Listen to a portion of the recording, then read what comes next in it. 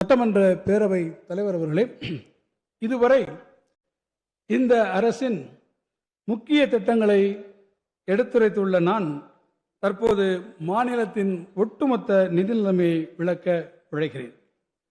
ஒரு கூட்டாட்சி அரசியலமைப்பில் ஒன்றிய அரசு மாநில அரசுகளை நியாயமற்ற முறையில் நடத்திய பல நிகழ்வுகள் கடந்த காலங்களில் கண்டுள்ளோம். எனினும் இந்த அரசு எதிர்கொண்டு வரும் சவால்கள் முன் எப்போதும் தமிழ்நாடு சந்தித்திராத ஒன்று என்று நான் உறுதியாக கூறுவேன். தமிழ்நாட்டிற்கு பெரிய உட்கட்டமைப்பு திட்டங்களை மறுப்பது, ஒன்றிய அரசு பொறுப்பேற்கும் திட்டங்களுக்கான நிதியை விடுவிக்காமல் நிறுத்தி வைப்பது, மாநிலங்களுடன் உரிய ஆலோசனை மேற்கொள்ளாமல் வரி விகிதங்களை சீரமைப்பது அல்லது நியாயமற்ற நிபந்தனைகளுடன் கூடிய திட்ட செலவினங்களை மேற்கொள்ள கட்டாயப்படுத்துதல் என ஒவ்வொரு வழியிலும் தமிழ்நாட்டின் நிதிநிலையில் செயற்கையான நெருக்கடியை ஏற்படுத்துவதற்கான அனைத்து முயற்சிகளையும் ஒன்றிய அரசு மேற்கொண்டு வருவது தெள்ளத் தெளிவாக தெரிகிறது.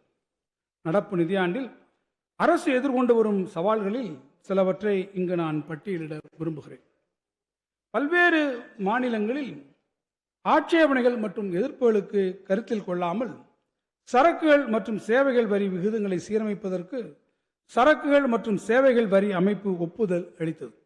இதனால் சரக்குகள் மற்றும் சேவைகள் வரி இழப்பீட்டு நடைமுறை முடிவடைந்ததால் ஏற்கனவே ஏற்பட்டுள்ள நிதி நெருக்கடி இடையில் இந்த வரி விகித மாற்றங்கள் மாநிலங்களின் நிதிநிலையில் மேலும் குறிப்பிடத்தக்க அளவிற்கு தாக்கத்தை ஏற்படுத்தும். நடப்பாண்டில் மட்டும் 9600 கோடி ரூபாய் வருவாய் இழப்பு ஏற்படும் என மதிப்பிடப்பட்டுள்ளது. ஒருங்கிணைந்த சரக்குகள் மற்றும் சேவைகள் வரி வருவாயிலிருந்து முன்னறிவிப்போ அல்லது மாநில அரசுடன் கலந்தாலோசனை இன்றி பெரும் தொகையான 1709 கோடி ரூபாயை இந்திய ரிசர்வ் வங்கியில் உள்ள மாநில அரசின் கணக்கில் இருந்து ஒன்றிய அரசு 2025ஆம் ஆண்டு ஏப்ரல் மாதத்தில் பிடித்தம் செய்தது. இதனால் சரக்குகள் மற்றும் சேவைகள் வரி விதிப்பின் கீழ் வருவாய் குறைவு ஏற்பட்டுள்ளதால் நடப்பு நிதியாண்டில் மாநிலத்தின் நிதிநிலை பாதிக்கப்பட்டுள்ளது. 2025-26ஆம் ஆண்டிற்கான ஒன்றிய அரசின் வரவு செலவு திட்டத்தில் தமிழ்நாட்டிற்கு ஒதுக்கீடு செய்யப்பட்ட ஒன்றிய வரிகளின் பங்கு திருத்த மதிப்பீடுகளில் குறைக்கப்பட்டுள்ளது. இதன் காரணமாக நடப்பு ஆண்டில் தமிழ்நாடு அரசுக்கு எதிர்பாராத வகையில் 1202 கோடி ரூபாய் இழப்பு ஏற்பட்டுள்ளது. அரசியல் சாசனம் பிரிவு 293 கீழ் 3 படி மாநில அரசுகள் தங்களுக்குரிய கடனை திரட்டுவதற்கு அனுமதி வழங்குவதற்கான அதிகாரத்தை பயன்படுத்தி ஒன்றிய அரசானது நிலுவையில் உள்ள உத்தரவாதங்களில் 5% உத்தரவாத மீட்பு நிதியத்திற்கு மாற்ற வேண்டும் என முன்னறிவிப்பின்றி விதித்துள்ள நிபந்தனையினால் அரசிற்கு 3087 கோடி ரூபாய் எதிர்பாராத மற்றும் கூடுதல் செலவினம் ஏற்பட்டுள்ளது. அதேபோன்று அரசியல் சாசன பிரிவு 293 படி தனக்கு வழங்கப்பட்ட அதிகாரத்தை பயன்படுத்தி தமிழ்நாடு மின் பகிர்மான கழகத்திற்கு 16290 கோடி ரூபாய் இழப்பீட்டு நிதி வழங்க வேண்டும் என்ற ஒன்றிய அரசு நிபந்தனை விதித்துள்ளது. அவ்வாறு வழங்க இயலாத நிலையில் மாநில அரசிற்கு அனுமதிக்கப்படும் கடன் உச்சவரம்பிலிருந்து அந்த தொகை கழிக்கப்படும் எனவும் ஒன்றிய அரசு நிபந்தனை விதித்துள்ளது. தமிழ்நாடு மின் பகிர்மான கழகத்திற்கு 413 கோடி ரூபாய் மட்டுமே உள்ளபடியான இழப்பு ஏற்பட்டுள்ள நிலையில் ஒன்றிய அரசின் நிபந்தனை நடப்பு ஆண்டில் மாநில அரசுக்கு 15877 கோடி ரூபாய் கூடுதல் செலவை ஏற்படுத்தியுள்ளது. மாநில அரசுகளின் செலவினங்கள் ஒருபுறம் உயர்ந்து வரும் நிலையில் ஒன்றிய அரசு பொறுப்பேற்றுள்ள திட்டங்களுக்கு மாநில அரசுக்கு உரிய நிதியை விடுவிக்காமல் ஒன்றிய அரசு நிறுத்தி வைத்துள்ளது.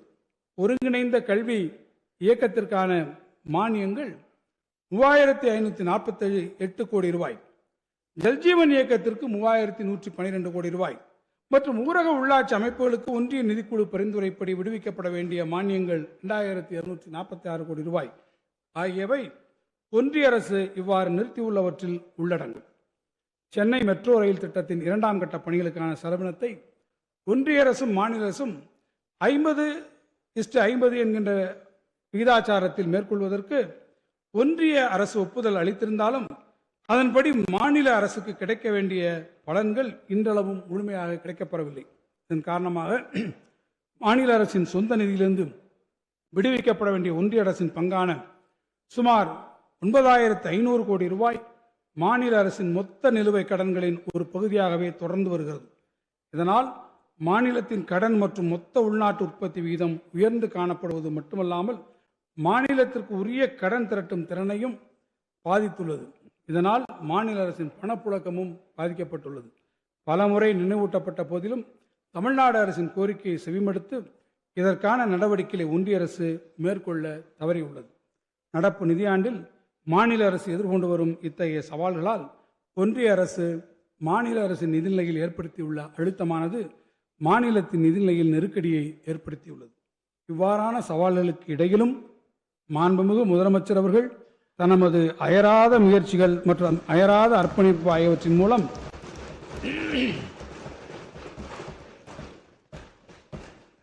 தமிழ்நாட்டு மக்களுக்கு அளித்த வாக்குறுதிகள் அனைத்தையும் நிறைவேற்றுவதை உறுதி செய்துள்ளார்கள். தெரிந்து கொள்ள கீழ்கண்ட கேபிள் மற்றும் டிடிஹெச் நெட்வொர்க்குகளில் எம் நாடு செய்தி தொலைக்காட்சியை காணுங்கள். பாதகம் செய்பவரை கண்டால் நாம் பயம் கொள்ளலாகாது பாப்பா. மோதி மிதித்து விடு பாப்பா, அவர் முகத்தில் உமிழ்ந்து விடு பாப்பா. அண்மை செய்திகளை உடனுக்குடன் தெரிந்து கொள்ள இணைந்திருங்கள் எம் நாடு தொலைக்காட்சியுடன்.